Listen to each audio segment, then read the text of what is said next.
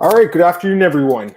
We are live. It is Monday, November 15th. I'm your host, as always, Adam Martin. I'm joined by my co-host on Monday and Tuesday, Big Marcel. What's up, man? How's it going? What's up, man? All good. Good to see you again. You too. Yeah, thank you so much, man. Looking forward funny. to it. Yeah. No, it's good. It's good. It's been we only do the two shows now, right? Like we don't do that show on I think Thursday. We used to do it sometimes. So I don't see you that much anymore, Marcel. I miss you. No, but I'm looking forward to talking about the fights with you. Obviously at UFC Vegas 42, also Bellator 271. I checked out a couple of the fights there, so we have lots to talk about. But I think we should start with UFC Vegas 42, Marcel, and then we'll work at Bellator, and then probably do some news and stuff. Might end a little bit earlier than an hour today, but we're here till 5 either way. So Glenn's here. What's up, Glenn? Good evening, buddy. Hope all is well, man. Yeah, I know it's crazy, right? It's 4 o'clock and it's already starting to get dark now, Marcel. Like the winter sucks, man. I'm not a huge winter guy. I gotta be honest. Yeah, man. It's 10 p.m. over here. It's also already dark. Well, of course, it's pitch black there. It's like 4 o'clock. It starts getting black here. I don't like it. Anyways, let's get into the card. So start with the main event. Obviously, Holloway and Rodriguez. Amazing fight. I mean, that goes without saying. Obviously, probably one of the better fights of the year, and that says a lot because man, there's been some fucking good fights this year in the UFC, and just in MMA in general. The UFC has put on some great fights, and got to give it to both guys in this fight, but especially Yair because again, Marcel, the odds were kind of disrespectful, man. 9,600 for Max, and Rodriguez came in here plus 400. And he put up a good fight, and I definitely don't think he won the fight, but he still won 2 rounds of the 5. That's decent, to be such a big underdog and to win 2 of the 5 rounds. But Max won the fight. I had him winning 3 of the rounds, I believe, and he definitely won the fight. So of course they both win $50,000 bonus. Max probably gets a title shot now, and then Yair's stock doesn't even drop according to Dana White. He says he's still like one of the top guys. So give me your thoughts, Marcel, because honestly, you were one of those guys that had a lot of like question marks about Yair and his place in the division. So give me your thoughts on this, and do you think he deserves to be ranked at number 3 or whatever it is now? Yeah, for sure, man. I mean, I think he deserved. He showed he deserved that. I had Jair 1 and 5. I think many people have 1 and 2.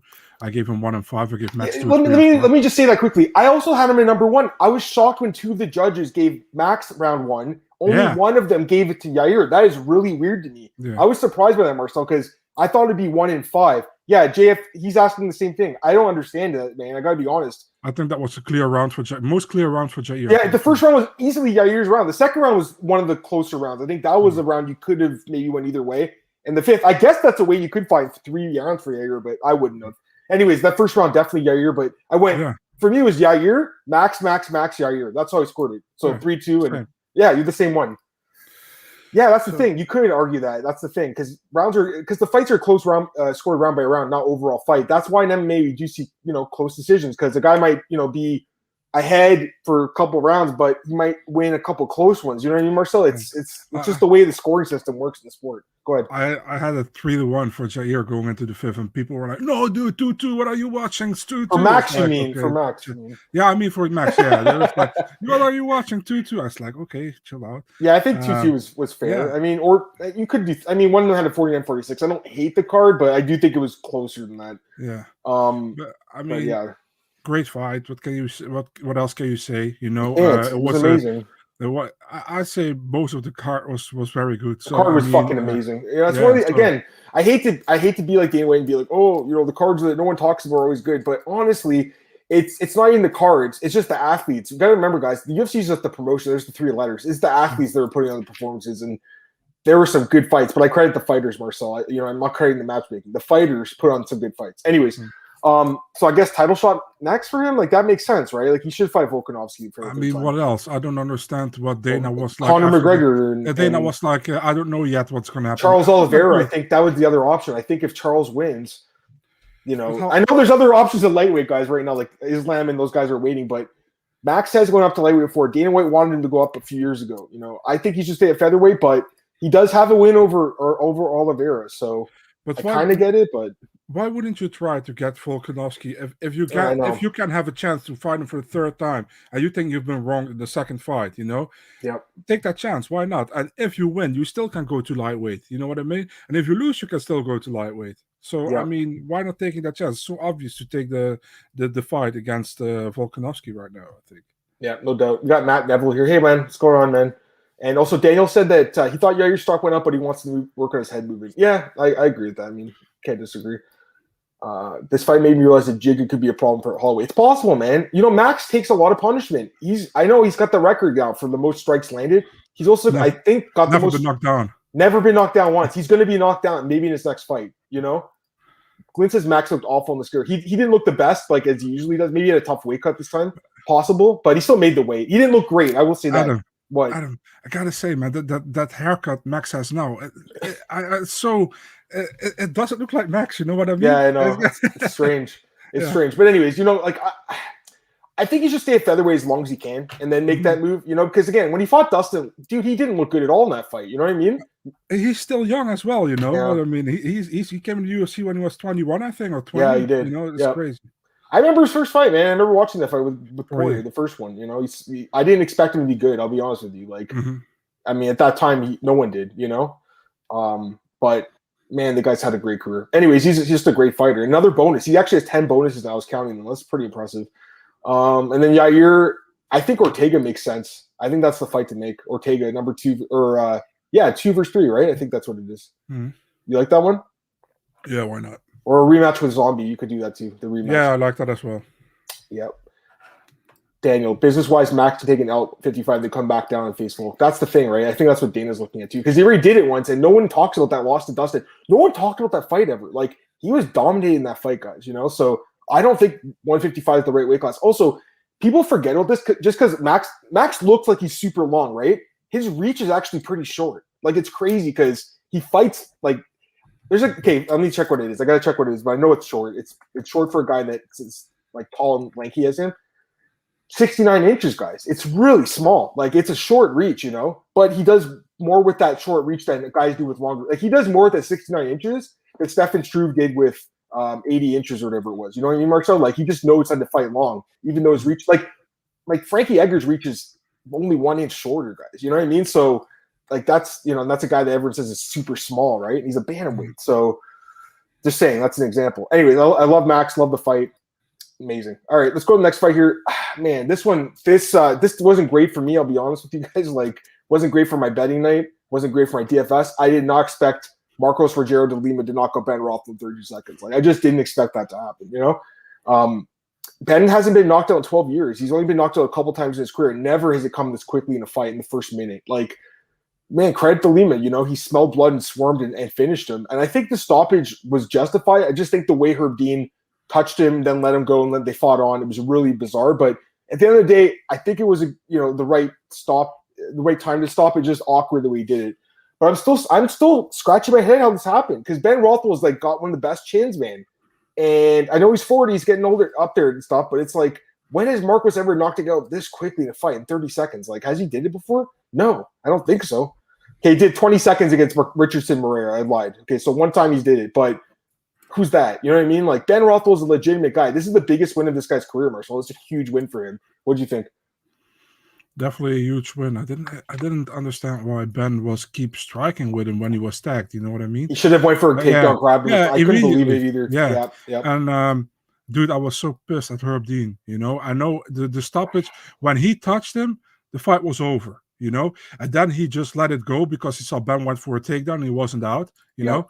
And then Rogerio de Lima was like, dude, you touched me, it's over. And it's okay, yeah, it's over. It's so bad. And it's not the first time with Herb Dean, we got to be honest here. It's not the first time. I saw it many times already, and somebody should say something about it, you know what I mean? Because now it didn't went bad, But imagine Marcos Rogerio de Lima just fought on further, yeah? Ben Rothwell, how do you say that? Recovers. Yeah, and he wins via submission. That's very possible because dude, it's very possible. That guy probably would have gassed out, Marcel. He would have gassed out. You know what I mean? So I'm with you completely. It changed the whole fight. Everything. It's another example of a bad decision by Herb Dean. I mean, the decision was fine, but the way he did it, I guess, if that makes sense, right? Yeah, for sure. Because he grabbed him. Yeah, exactly. These guys are saying hesitant Herb. That's exactly what he is. We should address that, man. Hovering Herb. I love that. And there are so many examples, man. The Whiteman against Rockhold one where he let go through. The worst one, Holloway against Murtazalia. Oh my God, that guy could have died. There's been a lot. I mean, and Herb's reffed a lot of fights in Russia. And the joke is like half those guys have never fought again after he's ref their fights. So it's bad, man. I mean, right now the guy obviously he's still listen. Here's the thing: this is a really hard job. MMA refereeing is really hard, but he's so gun shy now, Marcel. He can't make up his mind. It's not good. Go ahead. There's a huge problem here with fans and with how do you say that, with Dana and all that. Listen, dude, if somebody was good 10 years ago, doesn't mean he's good today. You know what I mean? He was amazing. Herb has been the best referee like 5-6 years ago. I would say yes, maybe even longer. You know, he was at a certain moment, in my opinion. You know, but not anymore. You know, not another one. Trinaldo against Jai Herbert. I mean, there are better referees at this moment. You know, it's the same example and people are going to shoot me for this one. Joe Rogan in the booth. You know, Joe Rogan was amazing with Goldberg back in the day, in my opinion. I agree. Today, I don't really dig him, you know, with Cormier. And that has nothing to do with his thoughts, as it's left or right or woke or whatever. I don't give a fuck. But I'm just talking about his commentary. It just doesn't do it anymore for me. And it has nothing to do with being bad. You know, there are some guys who are better, in my opinion. You know what I mean? I'm just being honest about it. No, I agree. Like, you know, right now, Jason Herzog is probably the best ref. You know, Marcel, I got to be honest with you. I know you're going to hate me for saying this, but I feel like Chris Tognoni's been more consistent lately than Herb Dean. And that's crazy to say, but I really feel like he has been. He also did something stupid last with that two time he warned him, and then he didn't. Yeah. What fight was that? It was an eye poke, I think. Khaos Williams fight. He's like, please, you can't do it again. You can't. Like, it was like a disappointed father. Like, you know, you came home late at night or something. Please don't come home late at night again. You know what I mean? So Adam, yes, I hate you for it because he sucks. He sucks. Yeah, he's not good. He's not good. I'm just saying, Herb Dean has been really, really just off for a while. Glenn says UFC is able to veto refs when they want. Think they would have got rid of Herb if Dan Hardy it didn't happen. I don't think so, because they can't do it. They can't do it in Nevada either. That's the thing. They could do it in Abu Dhabi. That's the thing, because they control the commission. They can't do it in Nevada, guys. Like I think Dana could say, hey, you know, this guy clearly had a mistake. Can you remove him? But it's up to whoever, like Bob Bennett or whatever. He won't do it with Herb. He already said it. And he said that he's like, likes him. I saw him. He's like, oh, Herb's a really nice guy. He just has to like be more quicker to like, you know, to make his decision. Yeah. Cowboy Masvidal. That was another one too, Marcel. Yeah. That was another bad one. Yeah. If somebody else did it, he would say he was never my friend. So I mean, and I saw someone talking about this, and I kind of agree with them. They said that it started happening around 2014, and since then he's been inconsistent. I agree with that, because before that, Marcel, before the fight, and I'm gonna tell you what fight it was in a second. I used to watch fights with my friends like 10 years ago, and we were always like, Herb Dean's the ref. That's awesome. Like, he's going to do an amazing job. There was a fight between Henan Barrow and Uriah Faber where Faber bitched about an early stop, which honestly wasn't even a bad stoppage. But, you know, ever since then, he's let fights go on too long. That's the problem now, because of that time where Faber complained, I wasn't defending myself. He was just like, he was turtling up getting hit with hammer fists. To me, that's not even defending yourself. When I watched that fight live, I was like, fine with the stoppage. Ever since, though, Marcel, he's been late on stoppages, though. I think you'd agree with me on that, man. Sure seems like it, anyways. Is Herb in Tyron Woodley point of his career as a ref? Yeah, he's gun shy, right? He refuses to throw his hands to stop the fight. No, I'm kidding. All right, let's go to the next fight. Felicia Spencer defeats Leia Letson. I mean, Leia Letson really shouldn't be on the roster, let's be honest here. But very dominant by Spencer, like by far the most dominant she's had in the UFC, I think. And she's looked pretty good overall. I mean, Marcel was just a complete beatdown. Gets the finish, too, which was nice to see with 30 seconds left. What did you think, man? And yeah, that Faber fight, you're right, Daniel. That Faber fight was really something. Anyways, go ahead, Marcel. Go ahead. Great performance by Felicia Spencer, but get rid of the featherweight division for women, please. You know, nobody is waiting for that one. You know, yeah, you got pretty much one or two good fighters in that division. You know what I mean? And even the champion is a 135er. She isn't even a 145er. You know what I mean? So the best 145er is at Bellator. You know, and I know she got beat by Nunes. I know, but she's still the best 145er there is, legacy-wise. You know what I mean? I agree completely. So, Cyborg's so underrated. I'll talk about that later. But she, by most fans, by UFC fans, because of Dana, what he said about her, it's crazy how underrated she's gotten. Anyways, go ahead. Yeah, I mean, I don't get it, man. If you want to add another women's division at atomweight, you know, much more fun, much more diverse, I think. Featherweight, you know, to be honest, man, Bellator might have a better featherweight division than the UFC has, you know, despite the champion and Felicia Spencer. You know what I mean? So, I don't know, man. I mean, it's nothing taken away from her performance. Was amazing in the beginning. I was like, why the hell is this on the main card? And then she turned it up, and she looked really good against Leia Latson, who hasn't fought for like 2.5 years, I think. Last fight was at the Ultimate Fighter finale. Yeah, good win by Spencer. I can't say anything else, you know. I agree. I mean, she looked good. Now, can she make 135? You know, she's a bigger girl, obviously, but can she make it? You tell me. I don't know. I don't know. I mean, she's only 5'6". She's not tall. She's thick, obviously. She's got, big thighs, and I don't know if she can cut that extra 10 pounds, man. I'll be honest. Like that, has she ever made 130? No, she actually, wow. She made her MMA debut at 155. So Okay. she fought her first fight at 155, and since then 145 only. Go ahead. You know what it is, man? You also have the feeling that UFC doesn't want to build this division. They just want to have that second belt for Nunez around. That's all it was. I mean? The whole time. I said this the whole time, though. Like, it's just promotion to get that second belt in the poster. Well, that's what it was, Marcel. It was like at 259. They said we have 3 titles on the line. But one of them was a joke fight. It was like a Bellator type of fight. You know what I mean? Like, anyways. Anyways, I thought she looked great, but I just don't know what's next. Like, I joke saying Danielle Wolf is next, like, because that's the only girl she hasn't fought yet, right? She was supposed to fight her, right? Yeah, maybe that's the fight they make. Like, someone who's 0-0 or 1-0. I think 1-0 now. She won at the Contender Series, right? Yeah. So, but she stinks. Like, come on, Spencer would take her down and beat her to a pulp in the first round. Like, I don't even think that fight wouldn't get to the third round, Marcel. That girl would lose in the first round. I don't know why she ever got signed to the UFC, honestly. Anyways, well, we've heard some stories, but anyways, let's go to the next fight here. We got Khaos Williams against Miguel Baeza, and man, great fight, back and forth. I had it tied 1-1. Some people had 2-0 for both guys, I guess, but I had it tied 1-1, and then he just lands that massive knockout blow. Baeza just second straight fight. He's just, I don't know about this guy, Marcel. Like, I loved him so much coming up, and he spammed half kicks. You can't do that. You can't just spam that low kick everything. Like, you get too predictable. He did it against Ponzinibbio and did it in this fight. His coaches were saying, don't kick him anymore. And he just refused, Marcel. And he traded in the pocket with a guy with that much power. He fought really dumb. I thought Baeza fought really stupid in the fight. And I thought Williams, he did what he had to do. Got the knockout. Give your thoughts, man. That's exactly what you say. I still like him, but he made the wrong decisions. You know what I mean? Yep. You're not going to trade in the pocket with Khaos Williams. Dude, that's legit knockout power. You're not going to do that. And he got hit with a hard shot to the chin. And, he was out of it, And it was a TKO. He wasn't completely out, but he was out. It was done. It was a good stoppage. He was complaining about it. Come on. Listen what I say. It was a good stoppage by Chris Tognoni. You hear that? It was a good stoppage by Chris Tognoni. There you go. You got some praise for Chris Tognoni. Yeah. But I like Khaos. It was a fun fight. It was a fun fight, But Khaos, he got that knockout power. Don't trade with him in the pocket. Baeza did it, and he paid for it. I thought he would fight like Pereira did, just stay on the outside the entire time. Like, that's how Michel Pereira beat him. He did lateral movement, moved left and right, and outstruck him from the outside. Never went inside. I thought that Baeza fought a stupid fight, honestly. Because from the outside he was just throwing the kicks. He had to mix in punches and jabs. He didn't do that. So.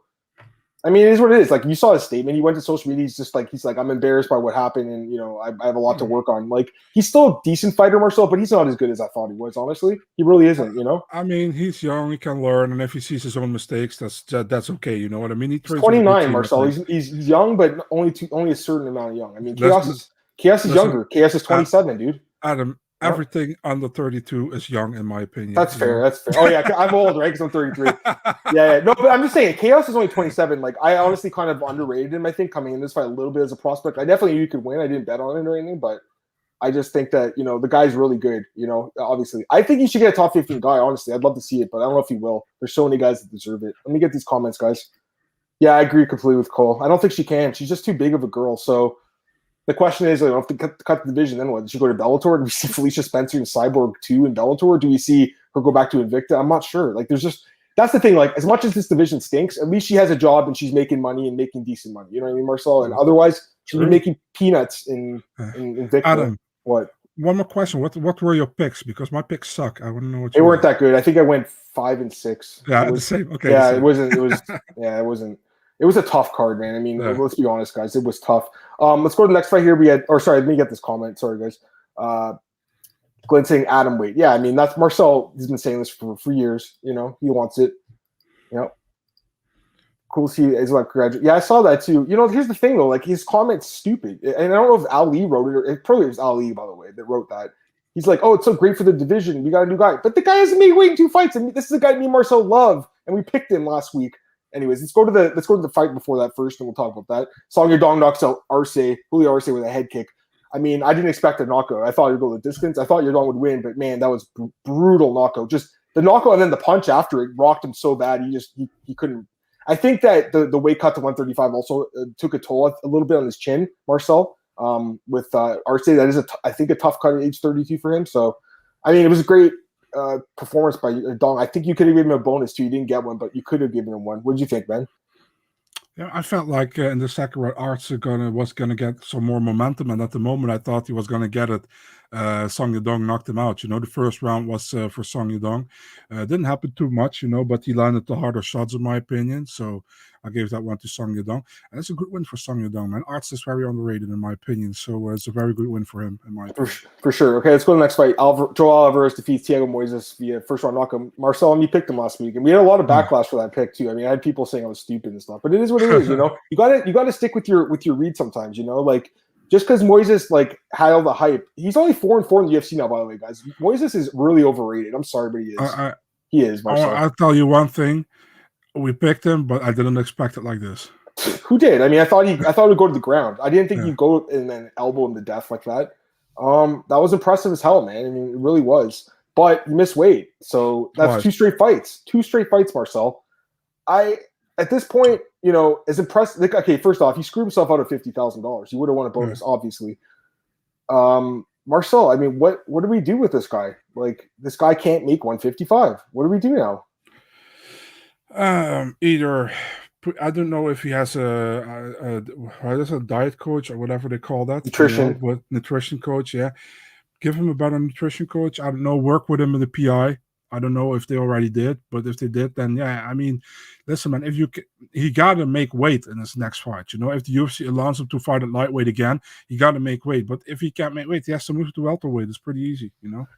He's 6'3", you know, like he's a massive. He's kind of cheating, honestly. You saw that as well, you know. He's a bit of a cheater, bro. Honestly, like as much as I like seeing him get the knockout, the guy he cheated, you know, straight up. He came on the scale. He was happy. He came on like in the first 10 minutes, by the way. Like he didn't even care he missed weight. He gave up 30% of his purse and didn't care, which is stupid because not only gave up 30% of his purse, he also coughed up that $50,000 bonus. He was only a pound and a half away. Maybe he could have made it, but I guess he just felt like it wasn't worth draining himself to make that, you know, that 156.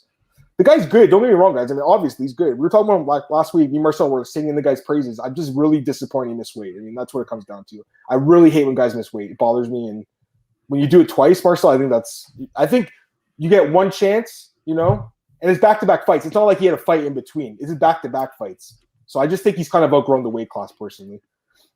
Daniel says he got bad wake-up fights from Arce.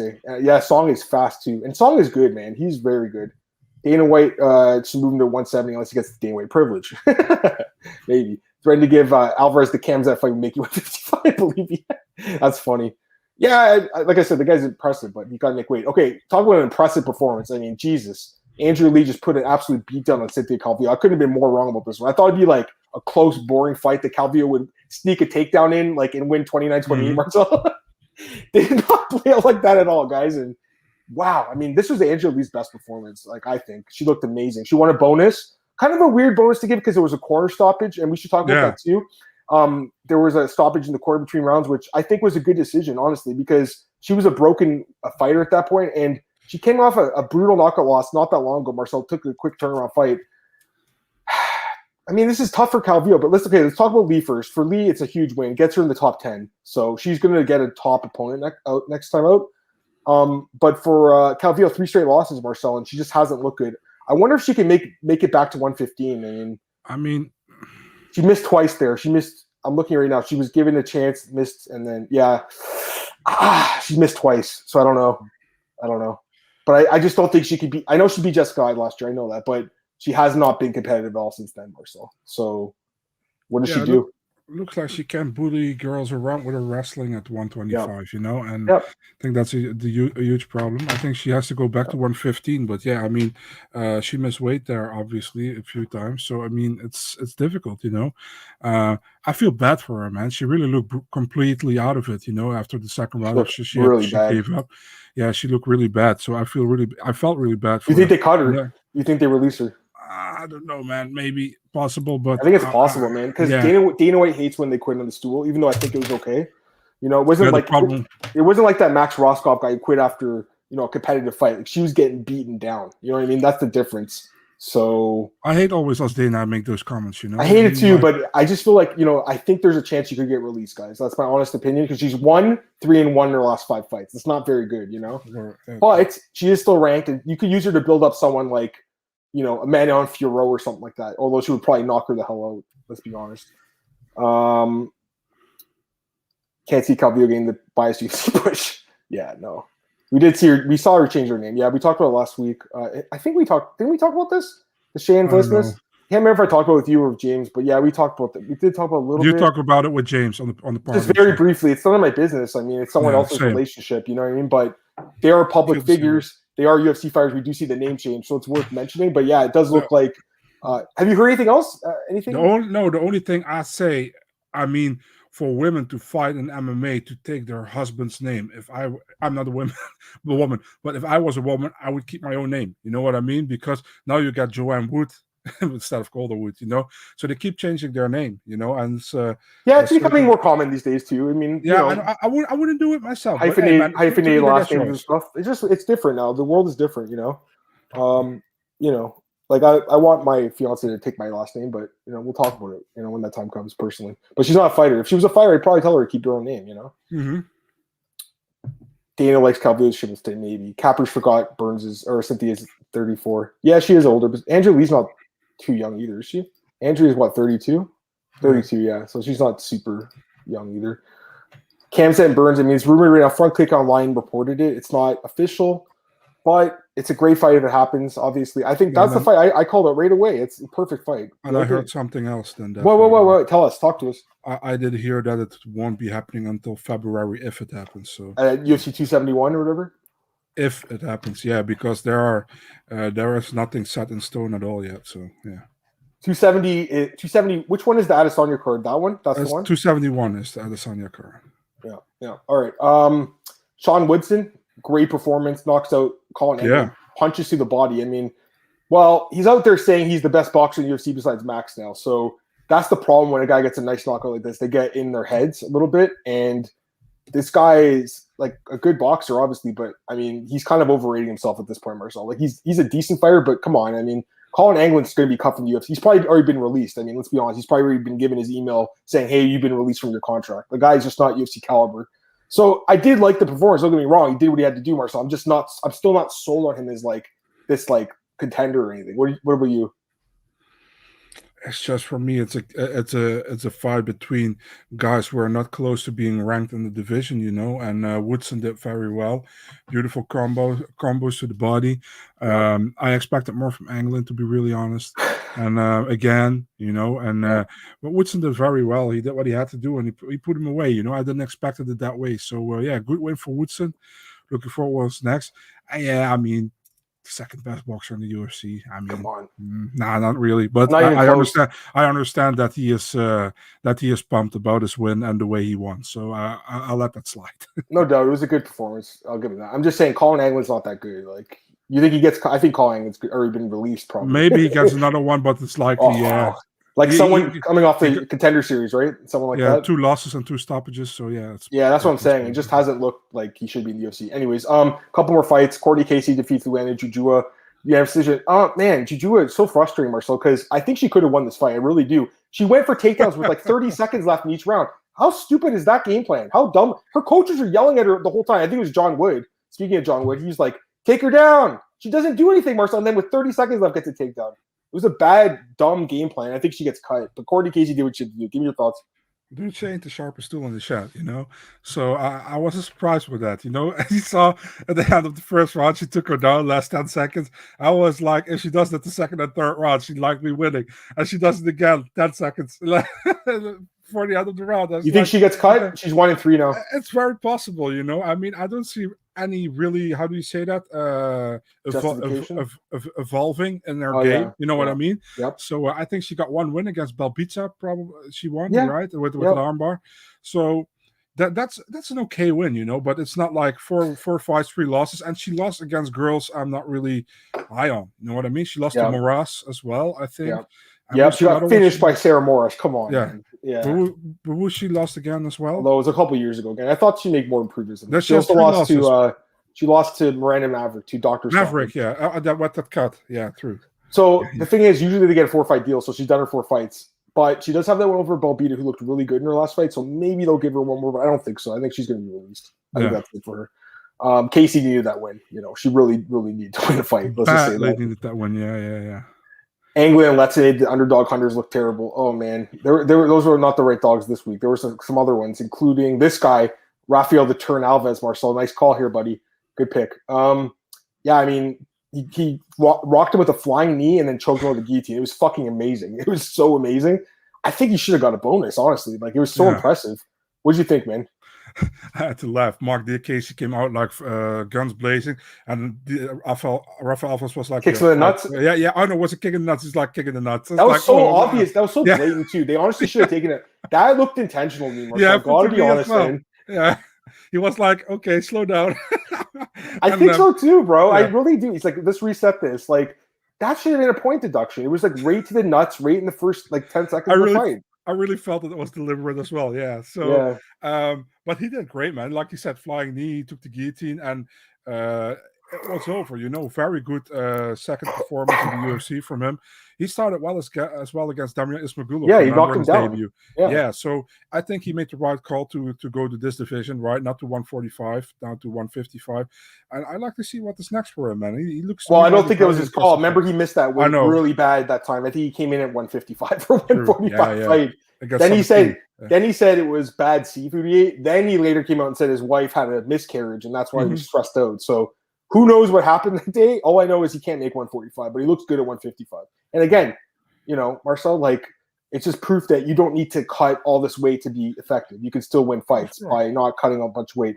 Now let's get to the first fight. We got Dan Jung just completely demolished Kenny Nchekwu, and just as someone who bet on Nchekwu, this was awful to watch. The guy just stood there getting teed off on and then just gets knocked out. Like, there was like nothing coming back, Marcel. What the hell was this? What happened to him? Like, he just didn't wake up. I guess it was 10 a.m., didn't have his coffee or something. What was this, Marcel?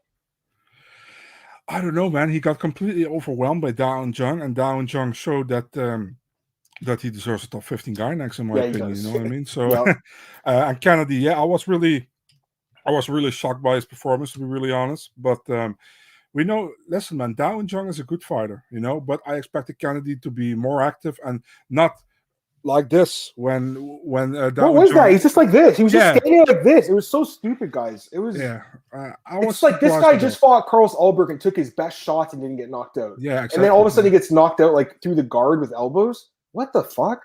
This sport's crazy, man. Like, I love it, right? I love the sport, but it's fights like this that make it so hard to pick fights, because who expected that to happen? And even if you picked Jung, did you really think he was going to knock him out like that? Come on. No one did. No one did. Maybe they thought he used his grappling or something, maybe finish him.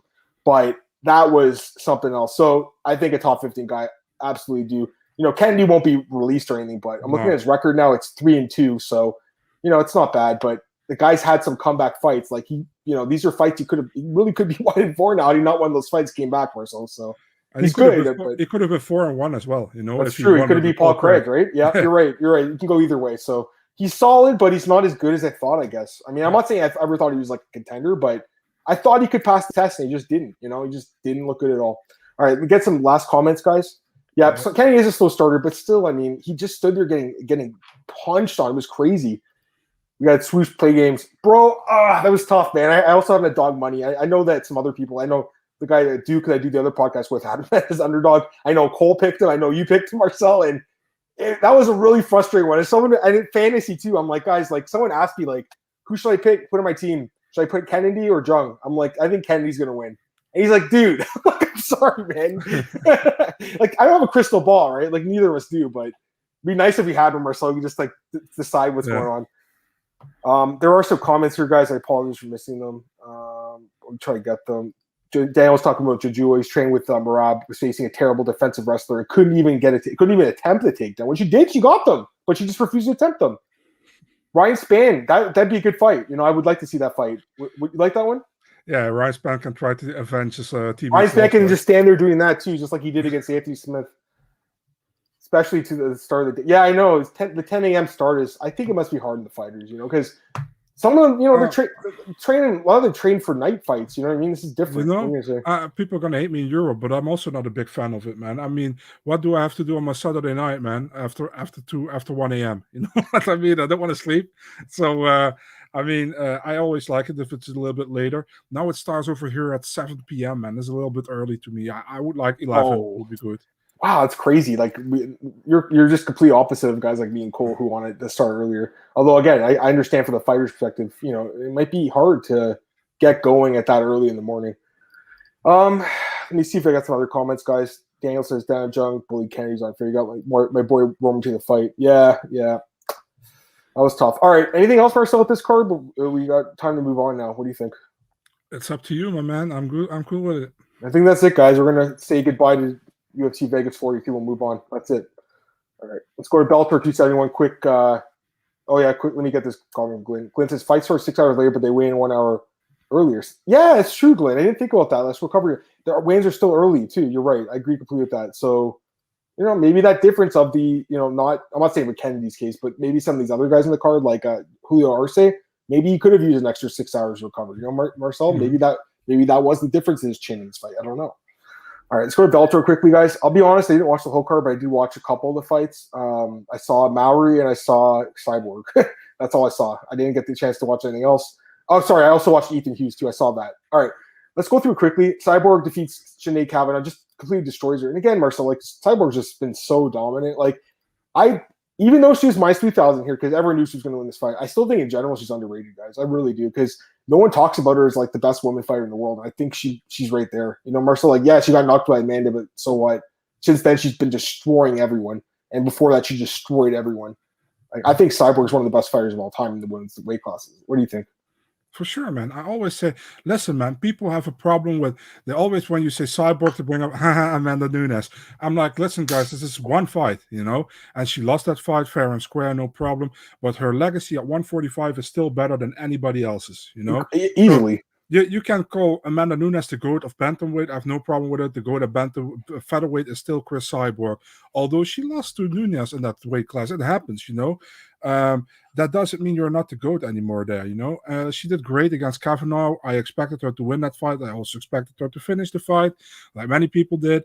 And she did what she had to do, and she's still amazing. She has been so long in the game. I remember when I kind of really started getting involved into MMA and watching, she was there with Gina Carano. Yep. You know what I mean? And she's still here, and she's still world class. So give her respect. She's great, man. I remember watching her fight in Strikeforce, dude. Jan Finney, that was over 10 years ago. I remember Marlos Kunin. She's a really great fighter. And I know obviously she's tested positive for steroids, and we should mention that.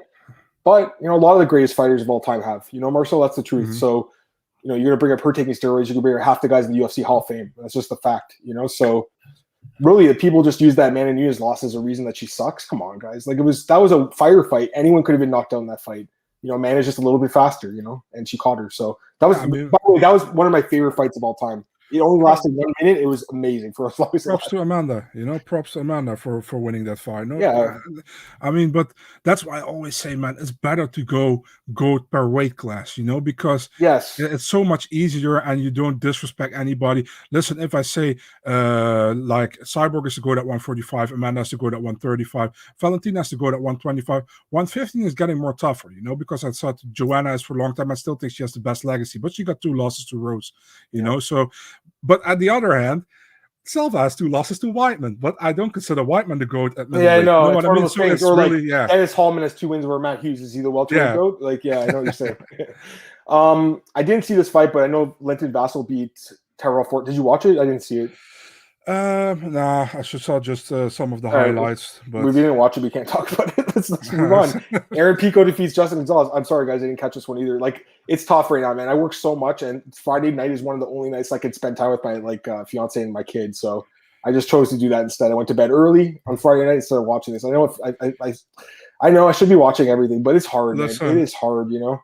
For me, gotta understand, man. I work on Saturdays, you know, and for me, Bellator starts at 4.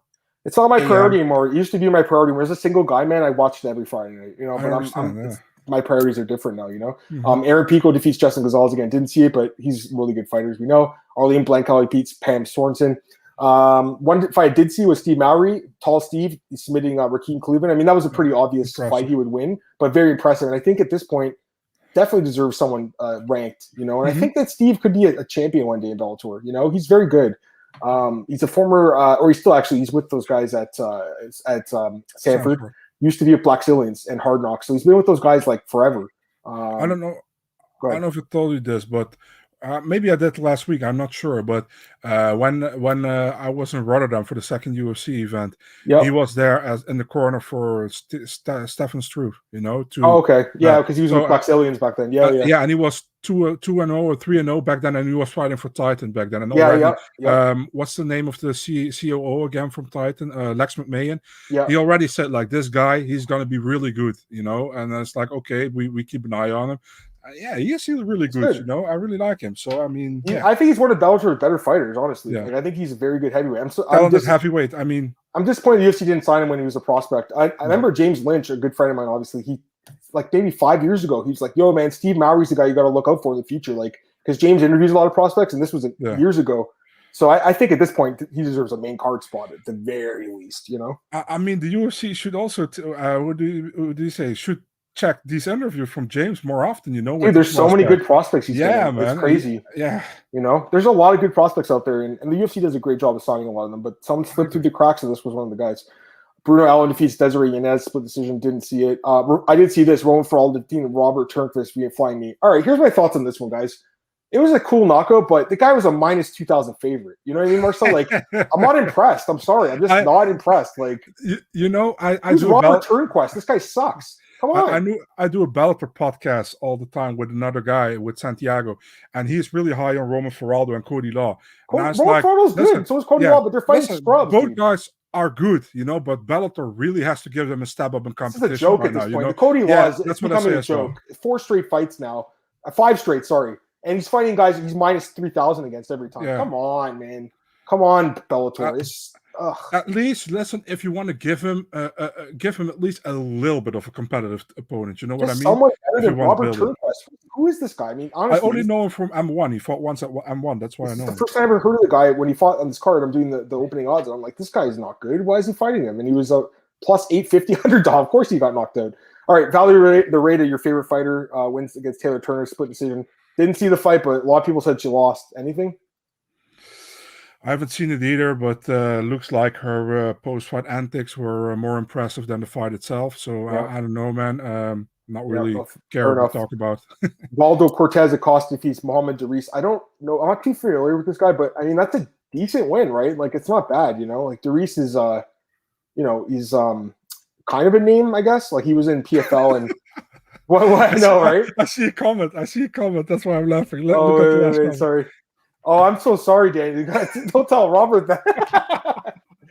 I know. I'm. You know, guys. I'm sorry. You know, I'm not one who fire bashes. I respect everyone gets the kid, but let's just be honest. Like the guy's not very good. You know, so he's like 40 years old too. Marcel. Like, come on, guys. Anyways, Mohamed Darius gets knocked out. Okay, here's one fight. Massive upset. Ethan Hughes defeats Mohamed Fazri. Here's the thing. Yeah. The odds makers open it as a pick'em. The betting public took it to minus 1,500. It wasn't a minus 1,500 fight at open. So the odds makers actually had it right because Ethan Hughes finished him in the 3rd round. But did you see this? I haven't seen it, but I saw the finish. I saw the finish. But this is the problem with guys if you're going to pick like a dude who is very hyped up by a lot of media. You know, a lot of media were hyping this guy up. And the other guy barely got any coverage, you know. And people was like, oh, he might be the next big thing, you know. We have to bet on him, you know. He's for sure a win. You know what I mean? And then it fucks up, you know what I mean? Why did they even I don't understand why they did this fight because Ethan Hughes isn't bad at all. He just turned pro this year with 3 wins already by finish. this guy's not bad. Maybe he's the prospect we should have been talking about, Marcel. You know? Who knows? He's only 20 years old, guys. He's super young, too. Wow. That's a big win for him, man. I mean, as an underdog, you know? And against a guy that had some hype. The Prince of Egypt, right?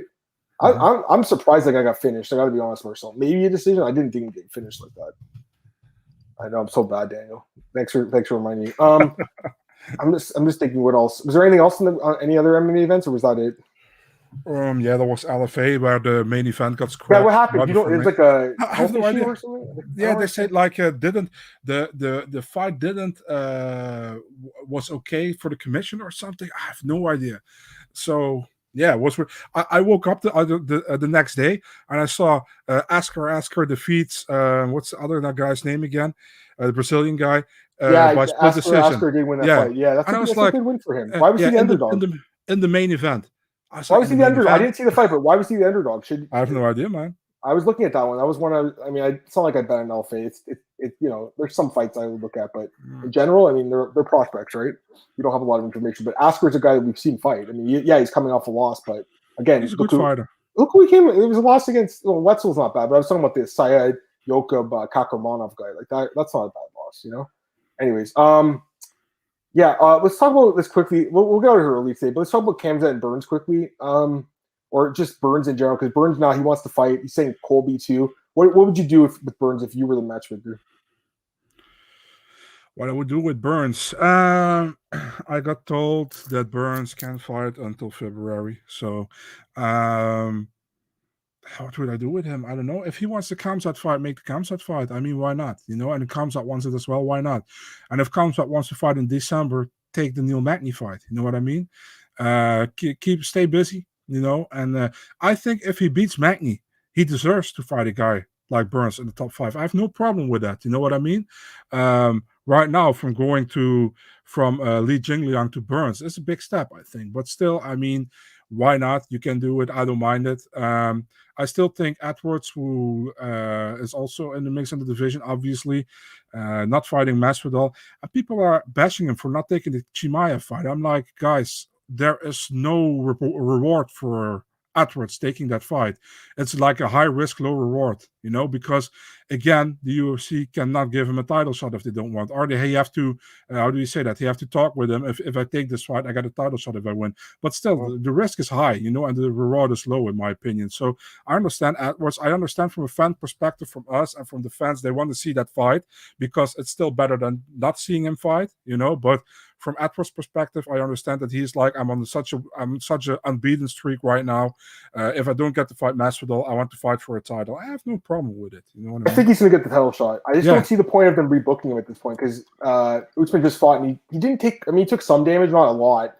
I would assume Usman would be ready to fight in like what do you think? April maybe, like something like that. What do you think? Mm-hmm. So, yeah, why not? Right, and then you could just do Edwards for then. That's not big game. Then you do Khamzat and Burns, I guess, is the next title. Listen, you gotta have probably in what's that, March 19th. You got there's a targeted London event over there. Yep. You know, maybe you can put there a pay-per-view, do Usman against Leon Edwards, because people are gonna say like this not gonna sell, blah blah blah.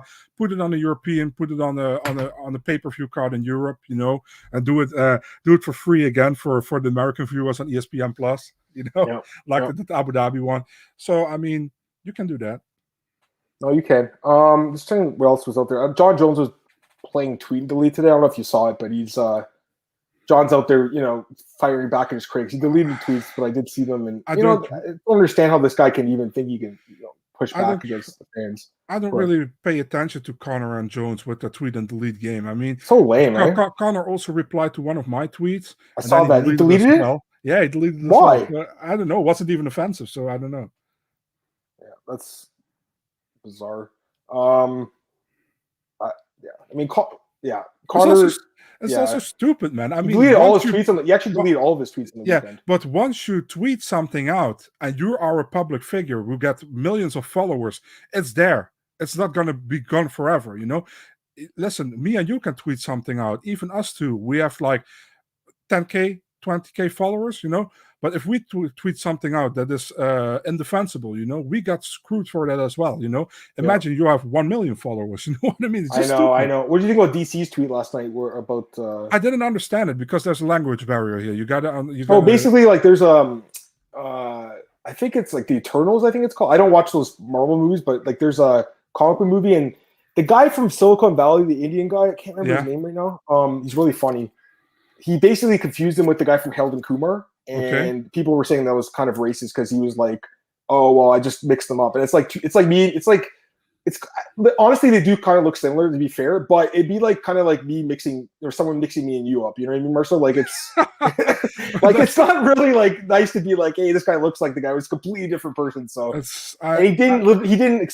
I think he did apologize, but he didn't take the tweet down or something. People were pissed about that. I don't know. Actually, to be really honest, if he apologized for it and he didn't took the tweet down, I respect. You respect him more? Yeah, that's fair too. So yeah, but I don't know if he the apology because he's like. Guys are confused him. I didn't know who they were. Does the UFC also has to apologize for putting Korean Zombies picture on Down? That's bad. That's so bad. That's what people. Someone said that in the replies. They're like, "Hey, what about this?" Yeah, I mean, DC. Listen, he's a great fighter, but I mean, the guy he's turning into a bit of a Twitter keyboard warrior lately, eh, Marcel? Like, it's kind of annoying to be honest with you. Like, there's so many. Yeah. Patty's not there anymore. Does Patty have Instagram or no? Or is he no more Instagram? I don't know. I don't look him up at all. So come on, you go to a site every night. You're looking at his Instagram before you go to bed. I don't give a fuck. You know, I don't give a fuck. You know, I really don't. I'm checking right now. I'm just gonna check. Yeah, he does. I tell you to be honest, man. If he got a fight announced, I'm maybe even not gonna post it. I don't give a fuck. You know, he has an Instagram. He's like almost. Oh, look, and he posted the thing on Twitter. Let's see what he said. Now Twitter is a lizard. That's what he said 3 days ago. Count suspended. So it wasn't deleted. It was suspended. I don't know these people are saying. Why? What did he say? I have no idea, dude. Yeah. Oh, I'm looking at the comments and he's just swearing at people. Nothing to do with. I think because he called Khamzat rat lip and he said, "No, that's not true. Why are you making things up?" He said, "No, he's a fucking rat lip. I'm not lying. I'm like, what the hell's wrong with this guy? The guy is such a shit talker, eh? Like, I know he's your least favorite guy on social media. I just don't care, you know. I know. Man, it's gonna be glorious the day this guy gets completely just knocked out cold, Marcel. I know you're gonna be fucking celebrating. You're gonna have a 12-pack as soon as that ends, man. You're gonna take a shot and smoke a cigarette. It's gonna be the greatest day of your life. Anyways, what else? Yeah, I mean, listen, Patty's a good fighter, but I mean, we none of us here like what he did to Marcel. I mean, let's be honest. How about this guy, Carmel Worthy got cut? What do you think about that? He got released after 3 straight losses. No surprise, right? I expected it, to be honest. Sucks for him, man, because he's not a bad fighter, man. But it's so chin. It's chinny. That's the problem. Yeah, indeed. Yeah, but he has skills. You know, we've seen the skill. That's the thing. Like he's skilled. He got a good start of his UFC career, man, with a short notice Devontae Smith, and then the Pena fight he was losing, but he choked on the fifth round. It was beautiful. Yeah. I know. I'm with you. I'm completely with you. I don't know if you saw Henan Barrow's fighting this weekend against Tyson Duckworth. You see this one? No. He's fighting his first fight in 2 years. But it's still coming up now. I haven't seen it. This guy Tyson Duckworth, you know, he's like Robert Turnquest. Like, okay. That's what they're doing here. They're bringing in their own Robert Turnquest. Tyson Duckworth, 12-9-1, 41 years old, coming off 3 straight losses, Marcel. I mean, it's pretty clear what they're trying to do here, right? This guy actually fought. Funny enough, he fought an Alaska Fighting Championship, Marcel, and he got knocked away by Patrick White. That's not very good, is it? He's been submitted in the Alaska Fighting Championship too. That's not good. Oh wow! I'm looking at his Alaska fight record's not good. Anyways, I'm not trying to talk crap about the guy. I mean, he's going to go in there and fight Barrow. He actually is listed as the #1 ranked welterweight from Alaska. So I guess there's something to be said about that. But you know, Barrow, Marcel, listen, he's not the same guy, but he should win this fight. He's only 34 years old. That's crazy. I tell you, Adam, I've been a huge fan of Barrow when he came into the UFC. I remember that they matched him up with Jeff Houghton, and I was like, why this dude? Oh, Jeff Hoogland. That guy was a scrub. Yeah, I was like hellbound Hoagland or whatever. Yeah. I was like, why? This guy is top 5 in my opinion. And then they bumped him up to fight Faber at a certain moment to fight him for Calgary. Title, you know? Yeah, I remember that. Yeah, and everybody was like on Faber, and I was fully on Barrow. I was like, Barrow is going to win this fight, man. And people were like, no, you're crazy. And I'm not crazy. I really think this guy is going to be a champion, and he was, but. He got completely dismantled by TJ, man. And I wonder if TJ back then was already on EPO because people are saying Barrow was always on the juice, you know? Yeah. But now we know the background story about TJ. I'm like, maybe TJ was on the juice as well, you know? I remember watching that fight with my friends at my house, and like we were like, oh, when he dropped him, like we're like, holy shit. Like that was crazy. And then he beat in the rematch too. Anyways, last question from Glenn. thoughts on Abdelaziz, Ali Abdelaziz, messing with his fighters' accounts, creating drama. It created some good memes. There were some funny memes of that. Like Usman's like, hey, Justin, you got to get your password back or whatever. And like posting that picture of Ali with like 20 like, phones. Yeah. So, I mean, Ali definitely has access to like I would say probably half his clients' Twitters, right? It's just that's the thing when these guys are tweeting, I don't know if it's him or them. I really don't. When it's a guy like Islam, I'm pretty sure it's him. When it's Kamaru, I think it's Kamaru. But Islam, I don't think that's Islam, Marcel. I really don't. Gilbert is Gilbert as well itself. It is Gilbert. For sure, yeah. Frankie, I can't remember. I think Cole said that he used to control and then gave it back to Frankie. I gotta remember that. But there's definitely guys he controls. Like Gilbert's, no, he's not. I'm just trying to think. What's the other guy? His big. Who else is his big name right now that he's got?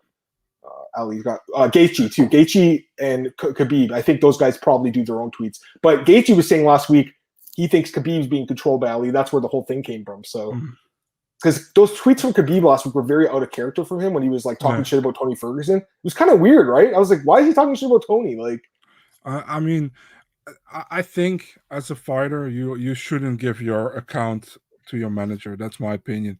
Unless you. Listen, if you can't talk English, give it to him. Then everybody knows it's not you. Yeah. But now it's like, I wouldn't want somebody else talking out of my name. You know what I mean? Oh, man, me either. I mean, well, I get that. To be fair, at BJ Penn, we do it for BJ. Although it's a little different because it is a website. I think people know at this point it's not him.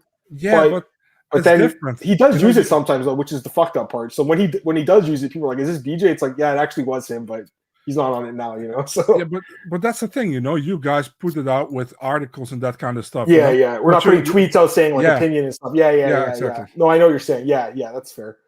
That's fair. Anyways, Marcel, anything else you want to talk about? I think we can get going. What do you think? I have no idea. Well, how about Daniel? He wants to see the Marcel versus Pimblett catch weight. That'd be a good fight. I'm just gonna check to see if there's any other news, guys. Trying to look it out of here. We're like a couple minutes early, no big deal. Yeah, I mean that's pretty much it, Marcel. I think that's all we got. The only other thing is, I don't know if you saw this, but Fernan Lopez last week said that Francis Ngannou told Nick Mader not to sign Cyril Gane a couple years ago when he was training or something. He saw him training and was like, should I sign this guy? And he's like, no, don't sign him. He's not ready. Did you see that? That's fucking bullshit. What is wrong with Francis? What's wrong with this guy, man? He's so different now. He's just such a different guy now. Like, it's the fame's got to his head. Dana White talked about this. He said the guy's just really cocky now. Remember, you saw that video last week where he walks by Cyril and just completely ignores him. Cyril was not happy about that, obviously. He was just like, what the fuck is this guy doing? Like, why is he – like, they used to be friends probably too, It's just kind of weird, Marcel. But I just understand too at the same time. I mean, there's some people that have met in my life that if I saw them, I probably wouldn't want to talk to them either, So I get that. But they're also trying to hype up a fight too. So anyways, I think that's it for today, guys. We'll be back tomorrow, 4 p.m. Eastern. We'll break down UFC Vegas 43. Vieira versus Tate. Got to get it right for Marcel. Marcel, plug yourself. Let's get out of here, my man. If I still don't know, get out of here, man. Big Marcel24, Twitter, Instagram, MMADNA.nl, Twitter, Instagram, YouTube, and Facebook. Follow me on Twitter, guys, at Adam Martin, podcast, MMAOddsBreaker.com. It's on our YouTube, iTunes, Spotify, all those places. I noticed the numbers are going up. That's good. I saw that, James and James Carson and Nick have that great podcast. Their numbers are big. So I think that some people are probably tuning in for like maybe the first or second time. Glad to have you guys here. Love doing the podcast with Marcel. So follow me at those places, guys. And then obviously, MMAOddsBreaker.com, BJPenn.com, my main news, Elite Fantasy, bookies. And that's about it. So I'll be back tomorrow with you, Marcel, at 4 p.m. Eastern. Have a great day, guys.